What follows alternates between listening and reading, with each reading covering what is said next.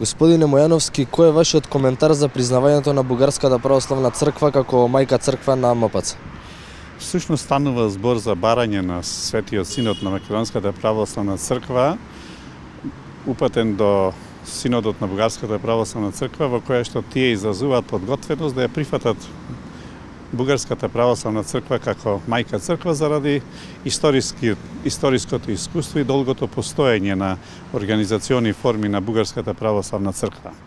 Ова прашање треба да се наблюдува во контекст на односите меѓу српската и македонската православна црква, кои повеќе од 70 години ова прашање го држат отворено, особено по последните 50 на години со возобновата на Охридската архиепископија во 1967 година ова прашање постанува актуелно. Имено Македонската православна црква е надвор од светот на православните цркви и таа не општи со нив. Таа долга борба беше проследена со организирањето на црковна организација на Српската православна црква во Република Македонија, дефинирана како православна Охридска архиепископија, и настојувањето на заедничката комисија да најде решение. Во 1958 година беше прифатен ставот на Српската православна црква и беше формирана Македонската православна црква како автономна црква. Се до 1967 година на тоа подрачје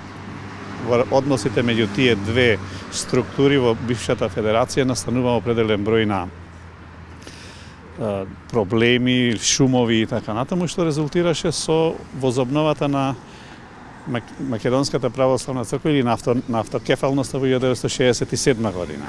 Од 1990 година наваму, скоро секоја година или постои континуиран обид на Македонската православна црква да се отвори тоа прашање и се разговара со Српската православна црква, што заврши со еден акт на Српската православна црква и формирањето на православната Охридска архиепископија во Македонија.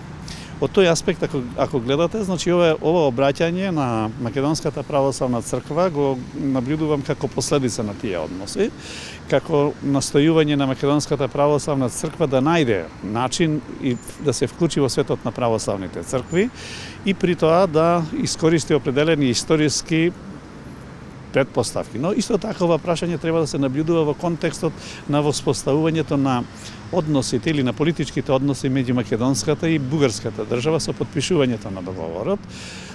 Некои слични односи може да се насетат и со доаѓањето на рускиот представник пред некоја година во Република Македонија на Руската православна црква и неговото залагање да се ослободи затворениот владика на православната Охридска архиепископија, што беше резултанта на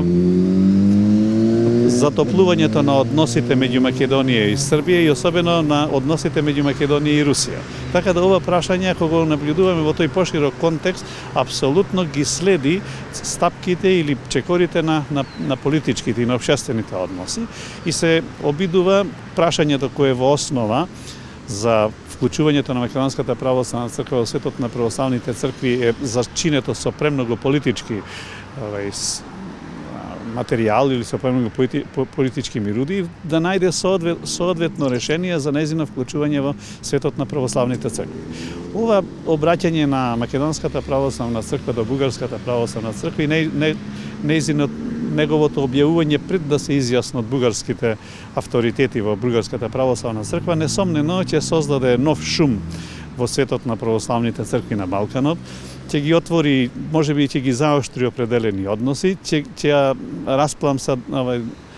ги распламса некои од идеите или воопшто од скриените националистички и други концепти кои екзистираат во Македонија во последните 150 година, но во секој случај тоа покажува дека во Македонската православна црква постои свест и потреба да се бараат и други решенија. Дали тоа решение навистина е соодветно во овој момент или не, ќе покаже времето, но во секој случај укажува на тоа дека тие се решени или бараат одговор на прашањето како да излезат од овој свет на затвореност, односно се вклучат во светот на православните цркви.